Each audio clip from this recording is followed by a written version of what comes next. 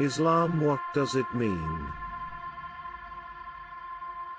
Islam is an Arabic word and connotes submission, surrender, and obedience as a religion. Islam stands for complete submission and obedience to Allah, and that is why it is called Islam. Everyone can see that the universe we live in is an orderly universe. There is law and order among all the units that comprise this universe. Everything is assigned a place in a grand scheme, which is working in a magnificent and superb way. The sun, the moon, the stars, and in fact all the heavenly bodies are knit together in a splendid system. They follow an unalterable law and do not make even the slightest deviation from their ordained course. The earth rotates on its own axis, and in its revolution round the sun scrupulously follows the path laid down for it. Similarly, everything in the world, from the little whirling electron to the mighty nebulae, invariably follows its own laws. Matter, energy, and life all obey their laws and grow and change and live and die in accordance with those laws. Even in the human world the laws of nature are quite manifest. Man's birth, growth, and life are all regulated by a set of biological laws. He derives sustenance from nature in accordance with an unalterable law. All the organs of his body from the small tissues to the heart and the brain are governed by the laws prescribed for them.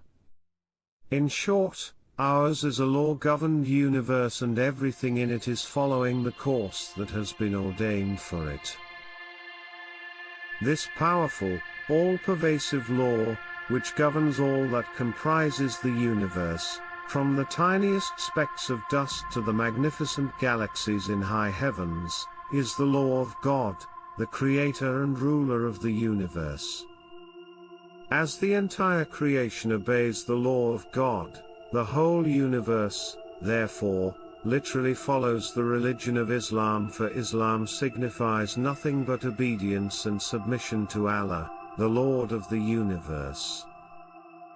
The sun, the moon, the earth, and all other heavenly bodies are thus Muslim. So is the case with air, water, and heat, stones, trees, and animals. Everything in the universe is Muslim, for it obeys God by submission to his laws. Even a man who refuses to believe in God, or offers his worship to someone other than Allah, has perforce to be a Muslim as far as his bodily existence is concerned. For his entire life, from the embryonic stage to the body's dissolution info dust after death, and every tissue of his muscles and every limb of his body follow the course prescribed for each by God's law. His very tongue, which, on account of his ignorance, advocates the denial of God or professes multiple deities, is in its very nature a Muslim. His head, which he wantonly bows to other besides Allah, is a born Muslim. His heart, wherein, through his lack of true knowledge, he cherishes love and reverence for others, is Muslim by intuition. These are all obedient to the divine law, and their functions and movements are governed by the injunctions of that law alone. This, in short, is the real position of man and the universe. Let us now examine the problem in a different light. Man is so constituted that there are two aspects of his life, two distinct spheres of his activity. One is the sphere in which he finds himself totally regulated by the divine law.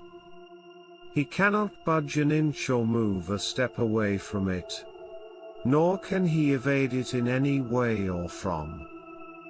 In fact, like other creatures, He is completely caught in the grip of the law of nature and is bound to follow it.